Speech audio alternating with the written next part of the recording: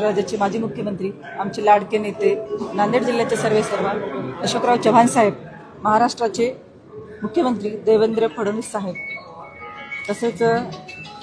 आमचे नेते आणि प्रदेशाध्यक्ष रवींद्र चव्हाण साहेब, महसूल मंत्री बावनकुळे साहेब, आमचे लाडके नेते आमदार सर्व पदाधिकारी, तसेच अमरभाऊ राजूकर, DP सावंत साहेब, सर्वांचे मनापासून धन्यवाद देते, त्यांना आभार मानते की मला ह्या तुझ्यासाठी त्यांनी एवढी मोठी जबाबदारी दिलेली आहे, त्यासाठी मी त्यांचे खूप खूप आभार मानते.